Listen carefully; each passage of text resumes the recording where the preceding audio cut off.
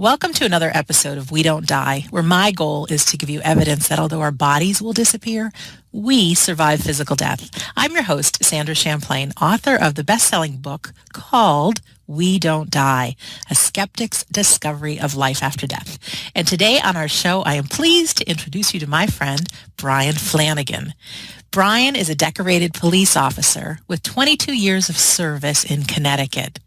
During his tenure, he was the first detective to be named in town, a position he set up and implemented. He also has been assigned to different functions throughout his career to include the Tolland County Multidisciplinary Team, Missing Persons Team, and Field Training Officer. Besides his career as a law enforcement officer, he was an online adjunct professor for 7 years. He holds a bachelor's degree from the University of Connecticut and a master's degree from Central Connecticut State University. In addition, Brian has been studying the spiritual martial art of Aikido for the past 15 years. Now, what does this amazing man have to do with life after death? Well, we'll find out. So, Brian Flanagan, welcome to We Don't Die Radio. Sandra, good morning. Good morning. Pleasure to be here. My neighbor, you're in Connecticut. I'm in Massachusetts. It's a bright, sunshiny day here. Yep, cold. It's cooler outside, 65 today. Yeah, it feels good, though. Feels good. It does. Yeah. We're recording this in June 9th of 2016, if you end up listening to this 20 years in the future. But that's the day we're on today. So, Brian, thanks for being here. You and I met, gosh, was it 2 years ago, 3 years ago? 3 years ago, yeah. Yeah, something like that. Coming out of a seminar, well, like a workshop with Rita Berkowitz and Joanne Gerber. Yeah, Rita and Joanne are both amazing mediums, amazing. And you and I were both in a workshop that was on, I think, a Sunday morning or Sunday afternoon. I can't even remember. You know what was weird with the whole thing was you were in a class, I was in a class. You were in, I think it's the front left corner, I was in the back, and we were practicing mediumship. And I felt like I had something to give you, but, you know, I didn't know anything about this. This is like one of my first classes. And I left with that workshop ended, and I left. I went to the bathroom, went to get a cup of coffee. It's like an hour and a half, hour 45 minute drive. Everybody was gone, and who's at the coffee machine but Sandra? And that's how we met. Yeah. Divine intervention is what it is. It really was. That was a great class, because I'd taken a class back in 2005 on mediumship. A lot of my listeners have heard me tell this story, but then I never went on to do anything with it, and I always just left it as something I did once before. And so to be in that class was so awesome, because it was like I just wanted to see, do I still have it? Was it all figment of my imagination? And there was just some mind-blowing stuff that was coming. Did that happen to you too? Absolutely. Absolutely. Mm-hmm. I actually think you get to a point where I used to ask myself, am I making this stuff up in my head? Yeah. I mean, is this really happening? I mean, or do I think I have something, or is there something happening? I would question that all the time. And I think at some point you just kind of have to let go of that. Yeah, I have not perfected the letting go piece, but because it's still very human of us, I think. But let's talk about you a little bit. A little bit about your background. So you're in Connecticut. What made you get into law enforcement? Can I ask that? I had no interest in law enforcement, and that's a great question. That's funny. Most of the guys I work with wanted to be a cop since they were a little kid. I grew up, my father was in the military. He was a career military, but I had no interest in any of that. And I went to school. I was raised, my parents we had my grandmother live with me growing up from the day I was born till I was 17 when she passed. And my parents both worked full time, so I was kind of raised by my grandmother. Very devout Catholic. You couldn't do anything. I used to do everything with my left hand, and she would force me to my right hand. Oh, no. Because when she grew up, apparently it was bad to do anything with your left hand. But, I always followed her lead, and it was always, the little altar boy in church, because my grandmother wanted me to be that. Would always try to make my grandmother proud. But, growing up, I went to college for accounting. And for whatever reason, when I was at UConn, I said, I don't know, I don't want to do this. And all of a sudden, I just became a cop, and it was weird. I took a couple tests, and when I graduated from UConn, like 3 months later, I got hired in the police department that I work for. And it's just, I don't know. I don't know how I got here, why I got here, but 22 years later, here I am. Amazing. So, yeah, Amazing. Yeah. And how about the life after death part? What happened to you that even got you interested in being somewhere where I'd meet you at a course in mediumship? Like seems like a far jump. Yeah, so here's what happened. And then I'm gonna tell you what happened, and I'm gonna go into the past some more because there's more stories come out. Yeah, that's fine. So what happened was, I think the trigger for me was I was working one evening, and I was literally one street away from a house fire call. And most of the time when we're out on the road, we usually beat the fire department there just because we're already out, and we have a volunteer fire department, and a lot of these people, the men and women, they come from their houses.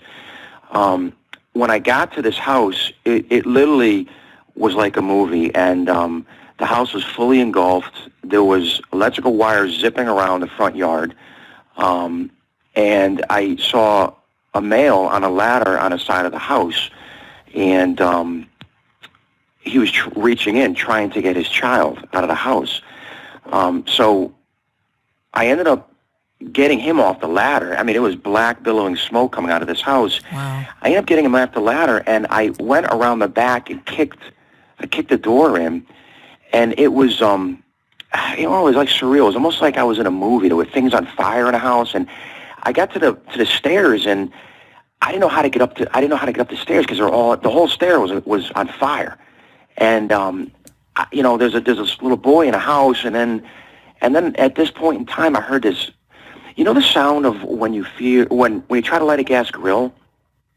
You try to light it, it won't light, and also there's this big whoosh noise. Yes, I do. I know that noise. I heard that clear as day, and I'm like, make a decision, and I didn't, and I just, there's no way I was going to get up that stairs. It was just fully engulfed. There's no way I could have gotten up those stairs. And I got out of the house, and a 5-year-old boy passed. And, although the doctor, the physicians that were down there and all the medical people were down there, they said that, the little boy was deceased prior to even me being there.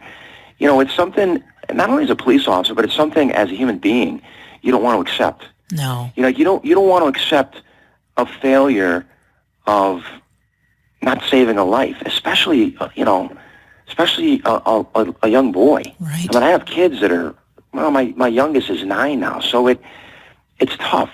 It's real difficult. And so that wasn't the crux of what happened. Several years later, I was involved in an incident where a woman was physically hurt, and we had to go to the house to arrest the male. I mean, he physically tuned her up a little bit. And, something told me, and I found this out later on, and the dispatcher said it, something told me that there was going to be some kind of a gun call this night. And so we go down there, and the gentleman I went down there with, my partner, he, 20 years military, he was running a platoon in Iraq, Bronze Star recipient, very sharp guy, and we talked about our approach to the house, the whole 9 yards. Well, we end up going to the house. We end up clearing room by room. He's in there somewhere. We finally get to his bedroom. What my buddy didn't tell me was the door was blocked with a chair. He kicked the door in. This guy is intoxicated, lying in his bed. And what happened was a friend of mine went into the room, and this is our mistake. We were told there was no weapons. We're both 17-year vets of policing. We should know that there's always going to be a weapon. Mm-hmm. It's just stupid on our part. The guy was faking the whole time. So when my friend went into the room and I went and stepped over the threshold to the bedroom, he pulled a handgun out on me. And I just saw my life literally flash before my eyes, diving to the ground. My partner hit him with a taser, and then when I went to grab the guy, I got electrocuted up to my elbow. Wow. And then he turned the taser off, and when he did, the guy dropped it, but then well, when he got tasered, he dropped the gun, but then when they turned the taser off, he grabbed the gun with his finger on the trigger of the gun. And so now it's this all-out wrestling match with a guy in a room with a gun. After that whole thing happened, things that were kind of easy to me became hard. And so I made the decision, which, you know, being a police officer, you know, you're supposed to be these you know, we see so much, and coming from a small town with 12 years of my career, you'd work alone. You literally would have no backup. Right. You're used to getting back in the car, and you suck it up and you move on. And all that stuff gets stuffed down inside you. But, you know, there's something inside me that said I needed to take a step away from policing. And that's when and I took about a month off, maybe a month and a half off of policing, and all this stuff started coming out, all of it, to the point where it was just so weird, Sandra. I felt like, I was like, am I having a nervous breakdown? It was weird. Like, I knew that we were here for love, and that if people didn't get that, they're going to come back here over and over and over again. I had to get a healing. Had to get a healing. And, you know, I'm not wowed by TV and all that stuff, but Pat Longo in Long Island, who at the time, Teresa Caputo, this was Teresa Caputo's healer, mentor. So I drove down with my sister, bawling all the way down there to get a healing from Pat Longo. And she explained to me what was going on. You're empathic, all this stuff. So then it all starts getting interesting. I come back to Connecticut, and there's a mediumship, I don't know what you were, a mediumship show, mediumship group, and it was Joanne Gerber at a place called EastCon in Connecticut. And I'm like, I almost felt compelled, like I wanted to go there. So my wife and I go there. I sit in the very back of the room, and what happened next blew my mind. Joanne is an amazing medium. Mm-hmm. I owe everything to her. Most of these people, they get rushed away. You never have a chance to even talk to these people. Right. You know, a lot of the mediums are any influential person, it seems like they just get, but what I love about a lot of the true mediums are just so down to earth, and they're just so grounded and approachable. And so she did like an hour reading for people, and then she took questions and answers, and she started to walk back to the front. And then she said, okay, and she turned around and she said, he will not leave me alone. He has been persistent all day long to me. Who lost, I see an awful lot of smoke, who lost a young boy, who can connect to this? So myself and a woman in front of me, we both raised our hands, and she came back to us and she said, I mean a 5-year-old boy.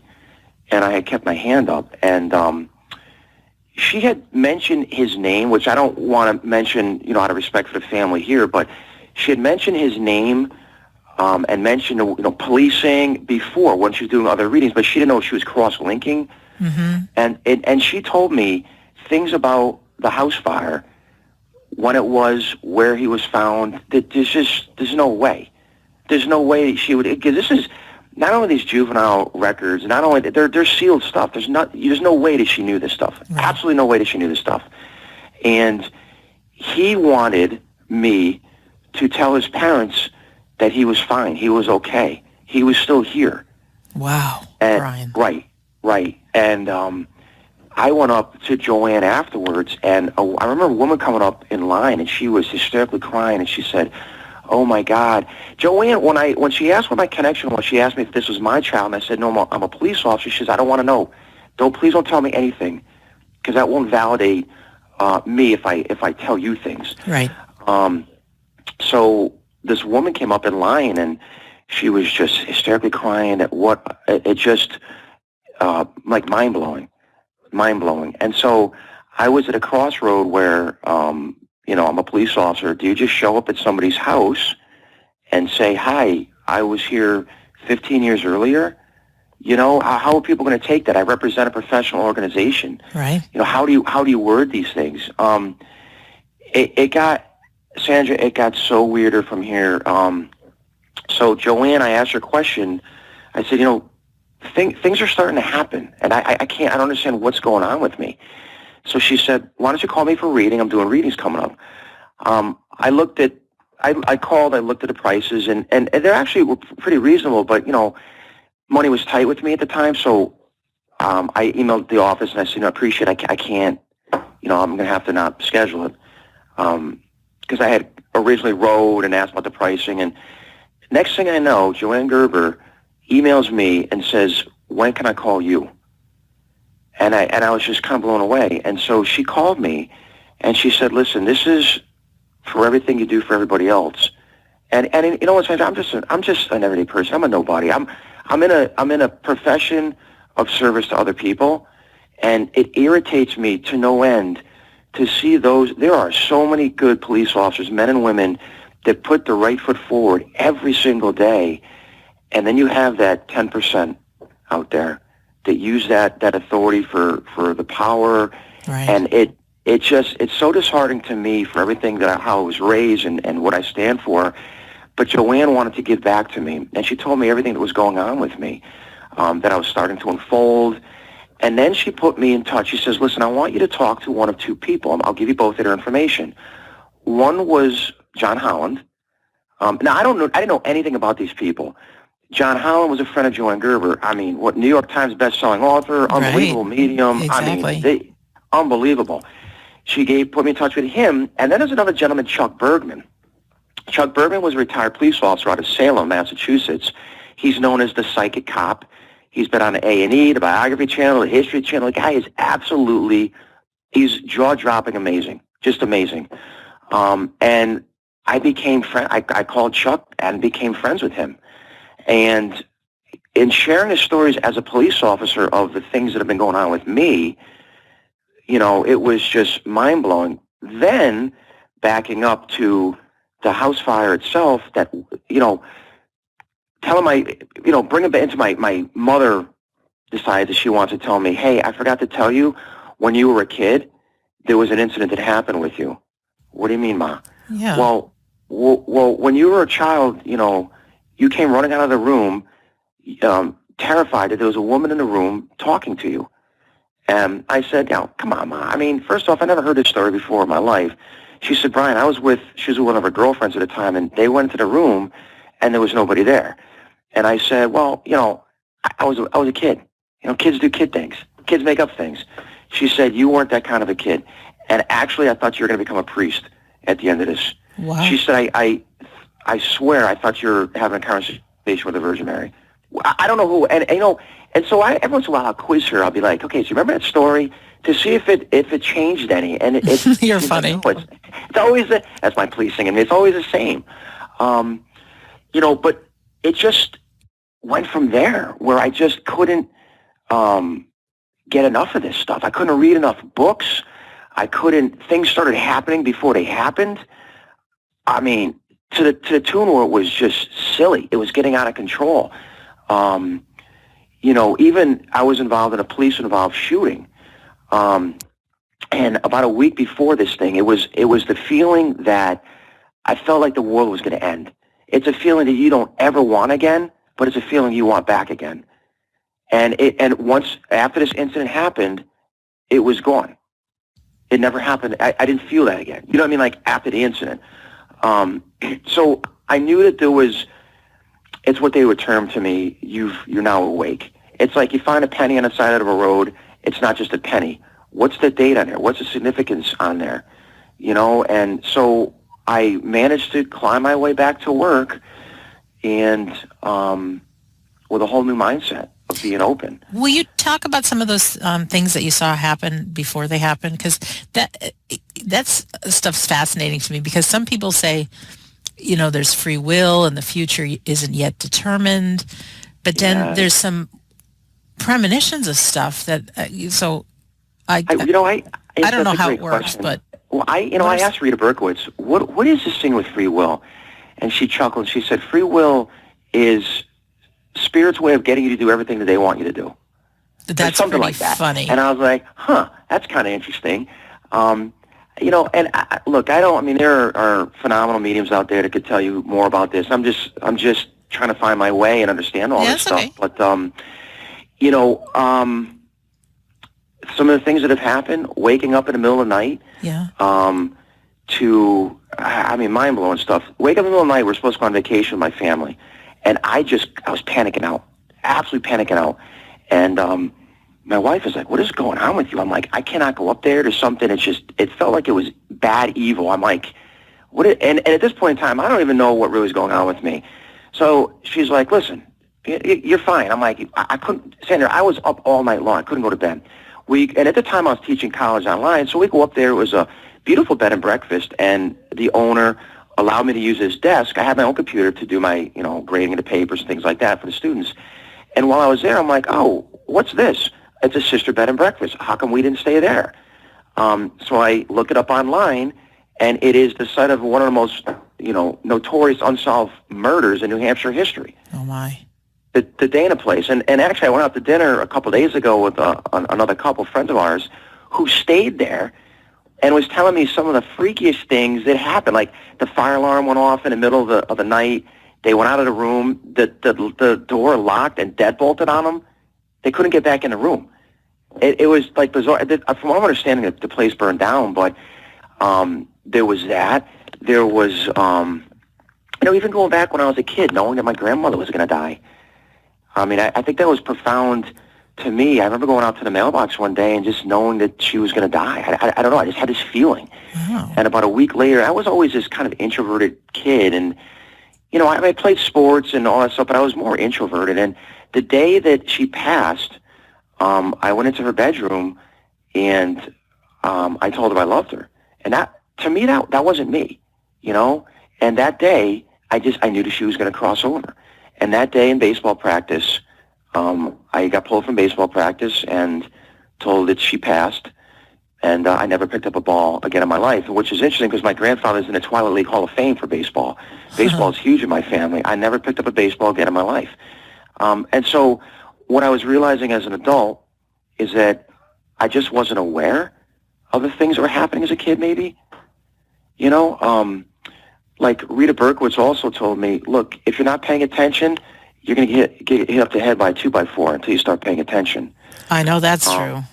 Mm-hmm. Yeah, I mean, it's just, there's so many things. I remember a guy who I used to work with, he volunteered at, delivering court paperwork, and he had been gone for about a year. And for whatever reason, I had the most profound dream with him.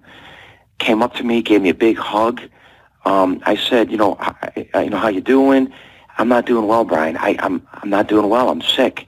And as soon as I woke up, I called the police department. I said, you need to find out what's going on with him. Within a month, his cancer had come back. Within a month, he had passed. And I spoke to somebody that said that's what souls do to prepare you that they're going to be crossing over. And the list goes on and on and on. There's some guys, and I almost feel like sometimes my role at work is I come back, instead of dealing with people, somebody could be caught on heroin. I want to sit down. I want to tell them I'm proud of them. I want to try to help these people because it almost feels like there's a role for me with this in policing. Some of the guys, I remember one night, went to a house of a woman who was seeing, an elder woman who was seeing, they got called out because she was seeing things in her house. She was seeing relatives that had crossed over in her house. And that's usually a sign that they're going to cross over soon. And the next day, when I was into work, I found her outside. She had passed away outside. And so I talked to some of the officers down at the house that night, and I asked them, what was she saying? They said, well, she was pointing and saying, don't you see my sister right there? Don't you see my father? He's right there. Wow. You can't see him? And one of my buddies actually stayed there outside just to ensure that she felt safe, known as a police officer there. But, I don't think they were educated to know what that really meant. And so... I don't know. I at least try to talk to some of these guys. It's good. Now, there's been a lot on TV about psychics and mediums finding missing persons. What am I trying to ask you? What is it like at work? Does anybody know that you're interested in this stuff, and how do they receive it? You know what I mean? Yeah, so I got called into the chief's office one day. So we're an accredited agency. In other words, it's like a nationally standardized, state, national, recognized for policies, procedures. You know, you have to have your ducks in a row. Right. And so the chief, he'll constantly send out, updates online through training. You have to read and sign it, you understand it and whatnot. And I was just buried at work, and I just kept getting the feeling, and this is mundane stuff, kept getting the feeling that, I need to do this stuff. So I went into work. I said to one of the guys, hey, have you been on Power DMS? I really need to get on there and do this stuff. Well, I got called in the chief's office, and he said, this was really stupid. We're talking about Power DMS and how I need to get on there and update my stuff. I'm like, yeah, I know, Chief. I knew you were going to say that to me. And then so the state of Connecticut at that time had a policy change which would affect domestic violence cases we would go to, and we had a lot of group homes in towns which would affect that. And I felt like they weren't addressing that to everybody, to all the personnel in the agency, because I needed to know that if A happened, how are we going to handle this thing? And sure enough, guess what happens? Right in the middle of this thing, we get pulled out for that thing. And I come back, and it was bizarre. This is kind of comical, but I'm in a bathroom with a friend of mine, and so this is a guy joke. The urinal, you can flush urinal a few times, and I know this. This is silly, especially on this radio show. But so I said to a buddy of mine, hey, if you flush this thing 3 times, you get to the point where you can almost flood the floor. Whatever. It was just silly talk in the bathroom. So, about 20 minutes later, I see the chief down the hallway with a mop and a bucket. And I'm like, what are you doing? He goes, somebody flooded the floor. And so I zipped down the hall. Obviously, somebody flooded the floor, Sandra. I mean, somebody did it. Right. But this was the crux of the chief. It apparently got back to him about all these things, and some other things. And so we called him in the office, and he told me to shut the door. And I'm like, and he goes, hey, I just need to know what's going on with I'm hearing you calling some things that are happening. What's going on with this? And, I was honestly petrified.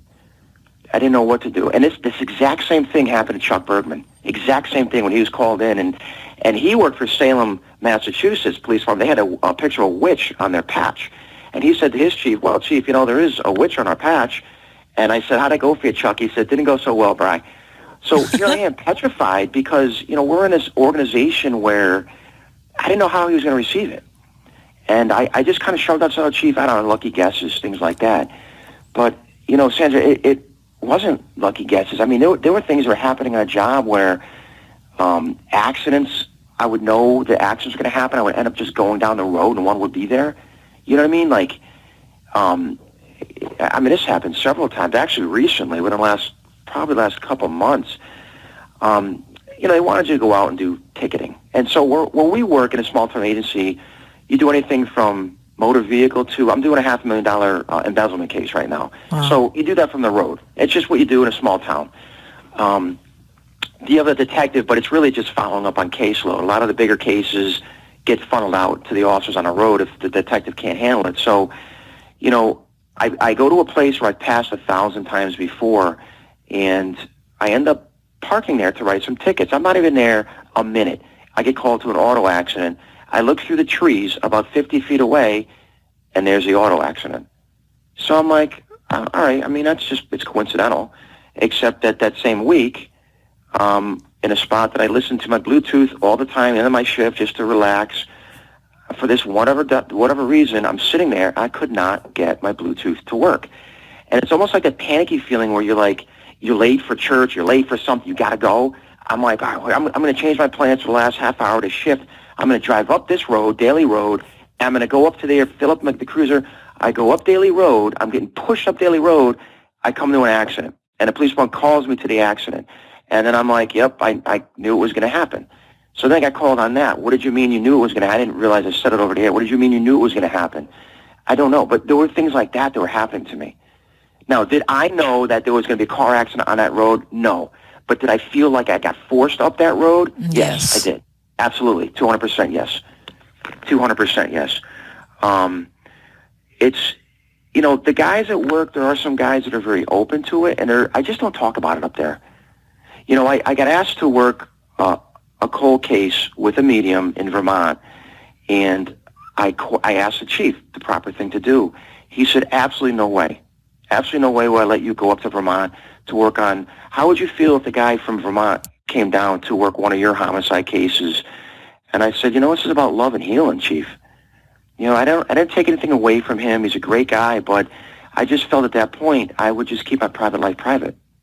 Yeah, it's so interesting, Brian, because the person I am today is not the person I was 15, 16 years ago. Like, I wouldn't have had this show. I wouldn't be talking to you. It'd be like love and healing. Oh, come on. Get out of that woo-woo stuff. Right. So I can understand. I mean, there are so many things that have happened for me not to believe that life exists. And here I am. I'm this analytical police officer, and I'm telling you that in my experiences, especially what's happened to me over the last probably 3.5 years, I used to, it was hard when I first started seeing people who, I've seen some of the most horrific things you'll ever see. Despite the 5-year-old in the house fire, I had a college student die in my arms. I literally bumped into a guy after he shot himself and hung himself.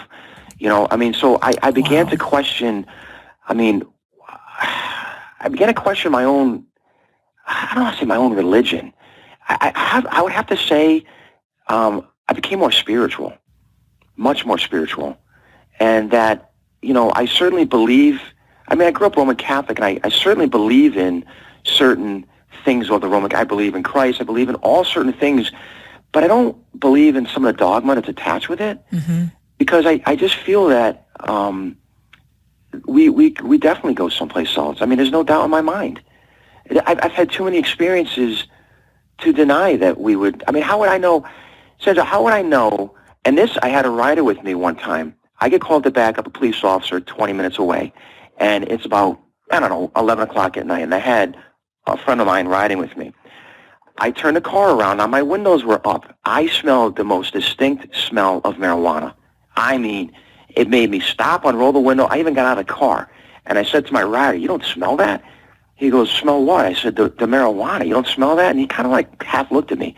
Drive 15 minutes all the way over the other end of town, and the officer's like, "Hey, no, this guy's drunk, but let me tell you, because we don't really get marijuana. We don't really get too much of that." And he said it was like a Cheech and Chong movie with the marijuana billowing out of the car. He goes, "I couldn't believe how much weed was coming out of the car." My rider didn't know what to say. He just freaked out. How would I have this information? There's no way I would have this information. Yeah, we are so much more powerful than we know. And a lot of people talk about we all have guides. We have people whispering in our ears. And I believe it's all true. And whether we want to pay attention to it or not, that's where the question is. And I think like you and me are both on a path, not really certain where it's all going to go.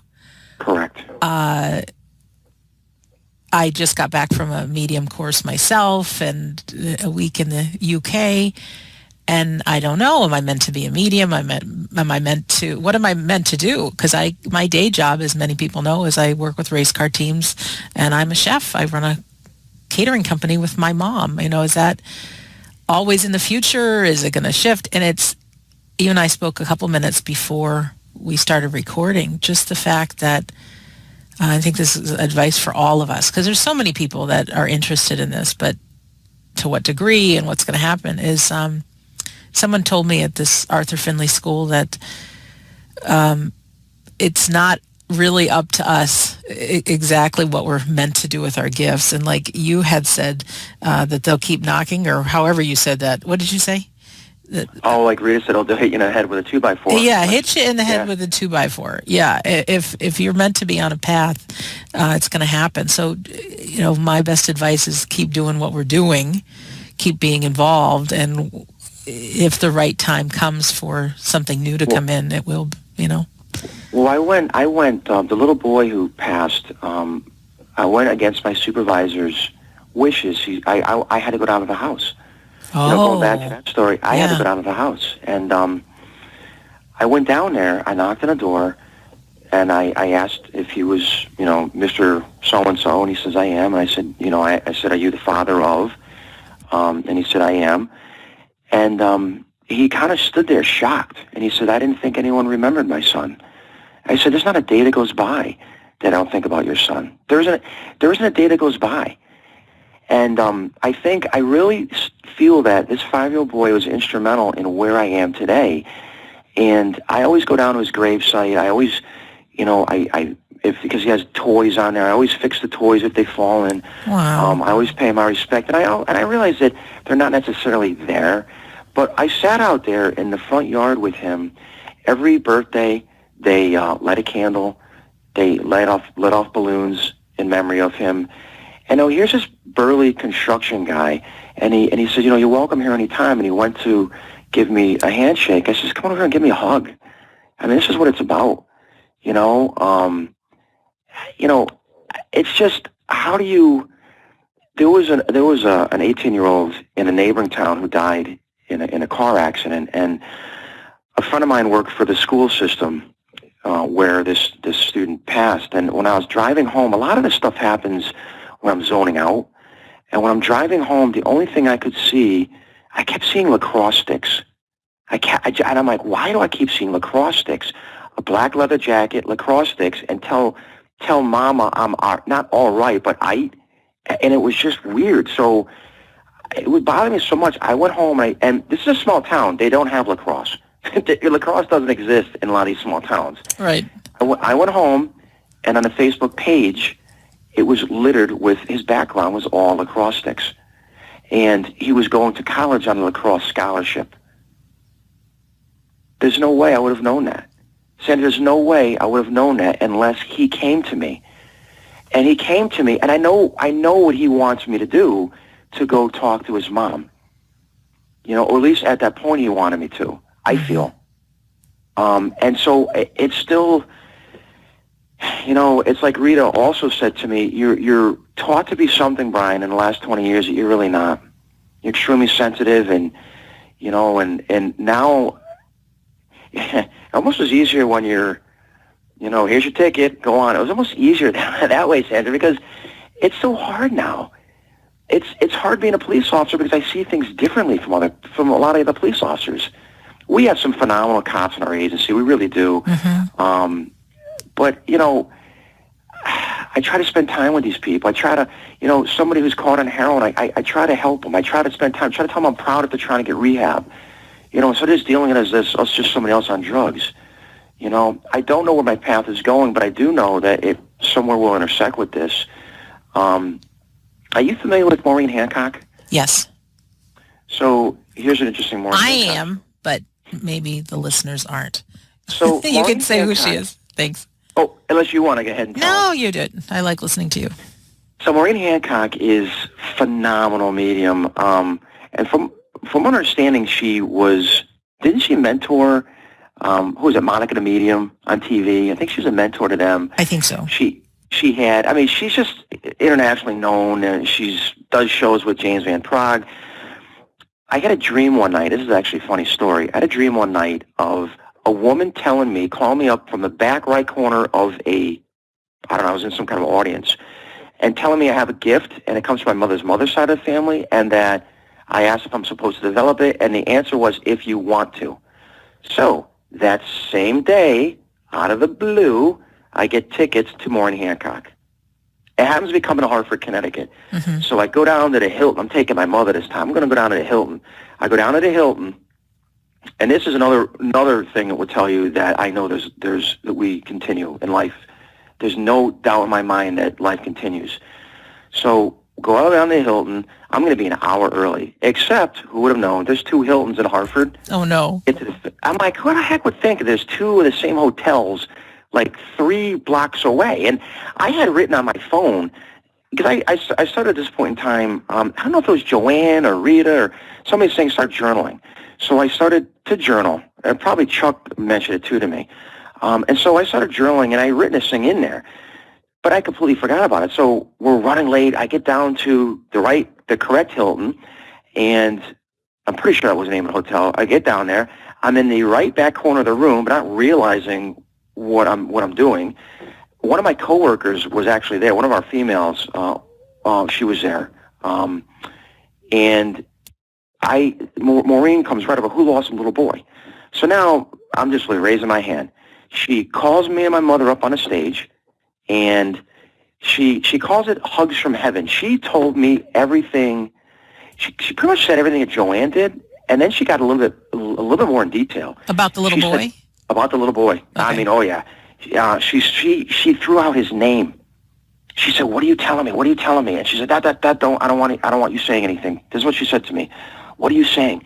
And then she came out, and I almost fell out, and my coworker almost fell out of her chair in like the second row. She almost fell out of her chair because I winked at her, and I said, there's no way she's going to, a woman from Boston, I'm from Connecticut, I've never met Maureen Hancock a day in my life, spur of the moment, there's no way she's going to name him. She named him. She told me his name. She said, "Slow down. What are you saying to me? Slow down." She told me his name. Amazing. And at that point in time, I realized this, you know what? Out of all the experiences that I've had, and a lot of these things are precognitive dreams or psychic experiences. The medium experiences could be this high school student coming to me with a lacrosse. There's no way. But when this little boy says who he is to her, mm-hmm. That solidified everything to me. And so she ended it by giving a reading for my mom, accurate. And then she had this big poster board of Maureen Hancock on a tripod. The thing collapsed, literally collapsed. Everybody, like 150 people in the room, they're like, "Oh my God," all in gas because this whole thing collapsed. So it's called Hugs from Heaven with Maureen. So she gives my mom a hug. She gave me a hug, and then she stepped back with me. She said, "You're very aware, and you know what that means?" And I said, "Well, I mean, yeah, I guess." And she said, "Things are happening all around you, and you're aware that things are happening all around you." And then I blurted out, "Yeah, because it didn't hit me. Yeah, like my dream of you telling me this." So then she puts the microphone down and she said, "What did you just say to me?" And I kind of was like, "Yeah, I mean, I'm feeling like kind of silly up there." And I showed her the phone, and my mother's like, "Yeah, we're talking about on the way over here." So then she gives me the mic and she tells me to address the audience. I'm standing here for 150 people. I don't know what to say to these people. And I just beat feet out of there to call Chuck from near the elevators. And I'm like, oh my God, this is just getting weirder and weirder and weirder. But, as a police officer, I'm supposed to be analytical. But there's just too many experiences. It's almost like I'm awake now. And I don't know where this path is going, but that's okay. Because I think that it's going to, as I said to practice, I went up to church the other day. They thought there was something wrong when a police officer showed up at the church. And I said, "Yeah, I just want to go in here and say a prayer if you don't mind." Like, "Oh, absolutely." I just went in and said a prayer that, I'm putting it in God's hands. He can steer.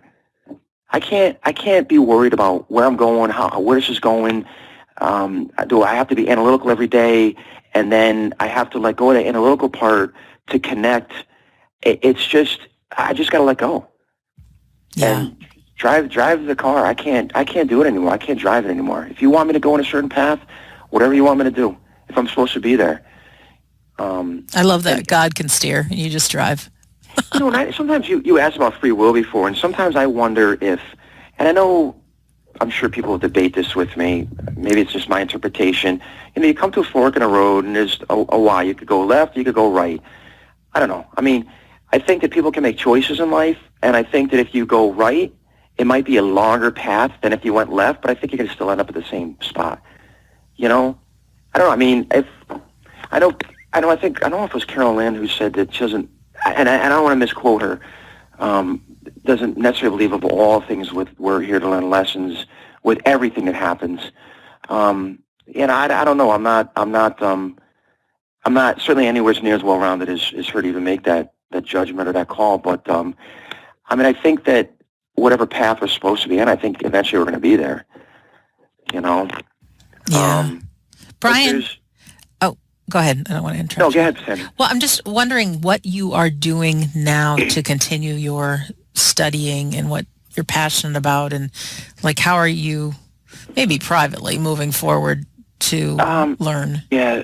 So right now I'm taking classes with a woman named Karen Hollis, who's in Rocky Hill, Connecticut. Fabulous medium. She's part of she's part of a ghost hunting team. She's been on The Haunting. I don't watch the Discovery Channel, that stuff, but she's been on there a few times. But she's just another woman who's very grounded, down to earth. Mm-hmm. So I almost feel like if I don't do classes, I feel lost.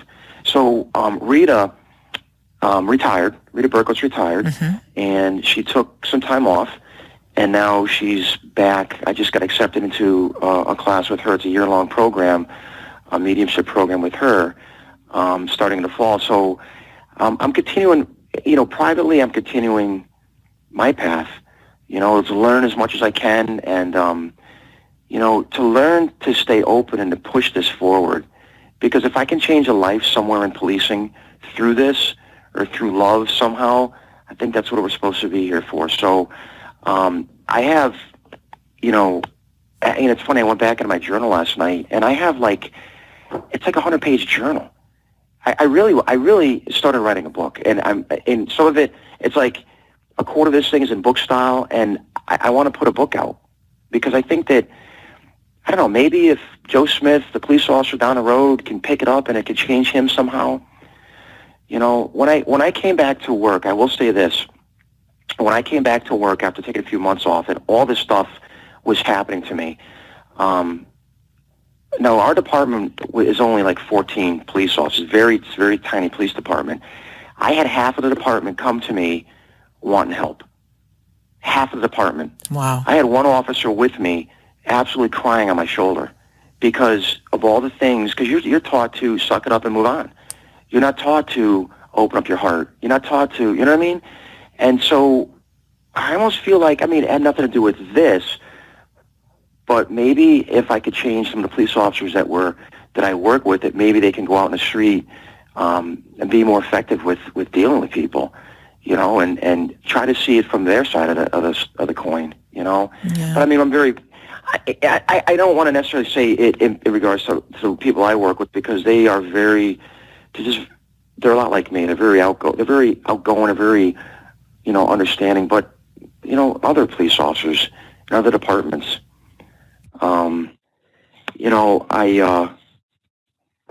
I just want to pay it forward, Sandra, is what I want to do. Yeah, and you shall, and it is time to get the book written and out there, and you never know, and people often say if you can just help one life, and there's so many more that you do, and I think as human beings, we're all afraid, or many of us are afraid, that if we really tell people what we're interested in, what we're up to, people will think we're crazy.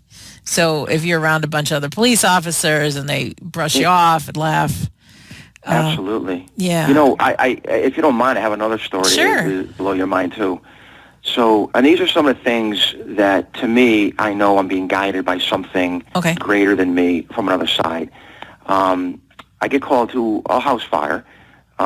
They had put it out as on a deck, but I get called down there because this gentleman they thought he had drugs in his house. I don't even know why. We get down there. The guy gives us permission to go in his house, so we're inside, and he decides to start showing his guns to us. And so I'm looking at this guy, and there's something inside me saying, this guy's got to be a convicted felon. Why does he have guns? We run his rap sheet. He's a convicted felon. So we were absolutely getting slammed that night with calls. We had calls stacked. So I was running a shift because there wasn't a sergeant. The senior guy has to run a shift. So what ended up happening was I seized all his weapons, and I pulled him aside, and I was going to say to him, listen, I'm going to take your weapons. Yes, I'm going to have to do an arrest warrant for you for being a convicted felon in possession of firearms, which obviously you can't do, but I'm not going to arrest you right here on the spot because there's just too many calls that are stacked. I had a burglary call that was pending, and just a lot of other calls. When I go to take this guy into a side room, my phone, this was another thing that started happening too all the time. My phone would go off all the time. So, there'd be music playing. This time, there was a song that was playing. I almost positive it was like a Def Leppard song. So, the music just starts playing on your phone? Then the music just starts playing on my phone. That's and weird. I'll even give you another weird phone story right after this. It happened last week. Music just starts playing on my phone, and I don't even, at that time, I didn't even listen to music on my phone. I didn't even listen to it. It's bizarre. It was just bizarre. So the chorus kept saying things are about to abruptly change over and over and over. I was positive like a Def Leppard song. And this guy said to me, hey, good song. And I'm like, yeah, hey, rock with the 80s, and I thought it was his radio that was on. So then my coworker's talking to his girlfriend, we'll just say the suspect's girlfriend. He pulls me over to the other side of the room. And when he pulls me over to the other side of the room, he goes, Brian, what's that music playing in your pocket? I'm like, what are you talking about? The other guy goes, this comes from your pocket. At this point in time, I'm like, you got to be kidding me. So now it's called being aware. Things are about to abruptly change. Watch what's going to happen, Sandra. I knew it was going to happen. I knew that I wasn't just going to take his guns and do an arrest warrant for him. I knew I was going to do 180 and have to arrest him right then and there. Well, lo and behold, I pull out my phone, and yes, it's playing music. I have no idea why. I know something's going to change abruptly. He says to me, hey, Sergeant Fiore, one of our police sergeants, Sergeant Fiore's down at the building. He never comes in off duty. Never. And he's been on there almost 20 years, 1920. Never comes in off duty. It's 11 o'clock at night. He happened to be there off duty. And he happened to hear what was going on with the call. And he wanted me to make a speedy arrest right there. But I knew that was going to happen. And it's the phone was telling me that. Yeah, the phone and your instincts. About am I being open about it? I mean, you can't make this stuff up. No. What's your last story? And then we're going to tie it up. Quick. Yep, okay. Last story real quick was last week when I came home from a martial art class, pocket dialed a friend of mine. I pocket dialed a friend of mine. I'm like, oops, sorry, hung up. He called me, says, hey, listen, at the time that you called, I said, I didn't mean to pocket dial. He goes, at the time you called, I was just had your favorite coffee in hand, something silly. I'm like, yeah, I'll see you in the morning. So I go take a shower, and I'm going to text a group of friends of mine saying, hey, it was a good class tonight. And when I went to text the group of friends of mine, there was a text already started in this kid's name. And I don't talk to him really outside, so I'm like, okay, so now you're aware that there is something from the other side that they want me to talk to him about. Earlier that day, when I FaceTimed my mother, it FaceTimed some woman I've never heard of in my life. So go to work the next morning, we're talking, myself and my coworker, trying to figure out why, I was supposed to contact him.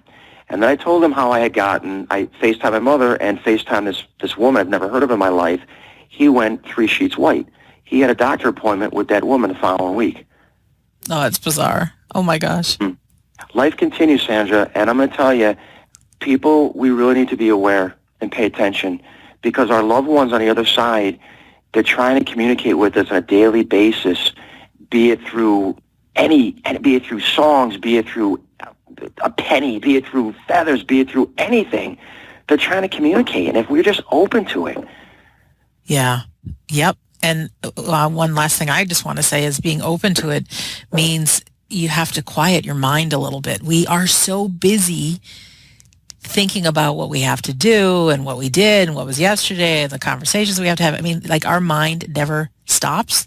But would you agree, Brian, that when we can quiet that a little and really start paying attention to even the littlest things in our life, that it allows these thoughts and these feelings and things to come through? Meditation is huge. And absolutely. You said earlier when you were zoning out is when some of the stuff comes to you. And that is one of those times. We've all felt it when we're driving and you just like on autopilot and stuff comes in. Or if you're taking a shower, right? Does that happen to you too? Those quiet moments? I've had faces come to me at night. I've had, I mean, it's usually when you're half awake or you're zoning out is when a lot of stuff happens to me at least, Yeah, and that's when we're paying more attention. This is interesting. When I took the medium class, we have to, they say we each have a left brain and a right brain, and our left brain is this analytical one that's always thinking and very busy, and is this right, is this wrong, are people going to think I'm nuts, da-da-da-da-da-da.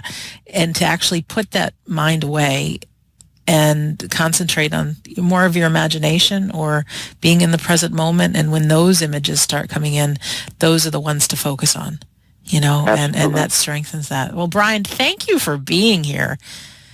Absolutely. Wow. I'm so privileged. Glad we got to talk after a few years and catch up and gosh, you're really a gift. You have some phenomenal guests. I worked Sandy Hook after the shooting. I worked with a lot of families down there. And we cannot, as a community, and we cannot, as law enforcement throughout the nation, give back enough to them. And if I can open hearts somewhere through this, then let it start here.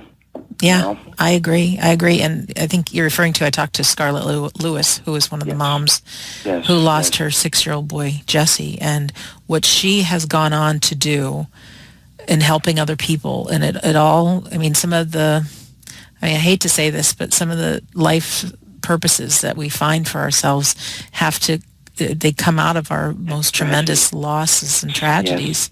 Yes. And you just never know. So no matter what pain you might be going through right now, trudge through it. You'll be okay. Our souls crave learning and knowledge and emotions and experience. Some of them are great and some of them really stink. But you are a person, you are a soul that has a human body, and we're in this together for as long as it goes. But like Brian said, life does go on. We will go on. Absolutely. Wow. Absolutely. Without a question or doubt in my mind. Wow. So thank you, Brian. And I also want to thank our listener for being here today and taking your time, your valuable time to listen. I appreciate it. And as a reminder, you may have heard this episode somewhere on the internet, on YouTube, on iTunes, on one of the various places, but I have all the episodes on WeDon'tDieRadio.com, WeDon'tDieRadio.com. And if you would like to read my book for free, there's a button that you can press called the Insiders Club, and I will send you a complimentary PDF file of my book, Why I Believe in Life After Death. And there's also a very healing audio called How to Survive Grief if you are going through a loss. There is help available. So in closing, my name is Sandra Champlain, and I've been your host on We Don't Die Radio. And like I said before, I do believe with all my heart that life is an education for the soul and that your life here on earth is important. So thank you for listening, and we'll see you soon.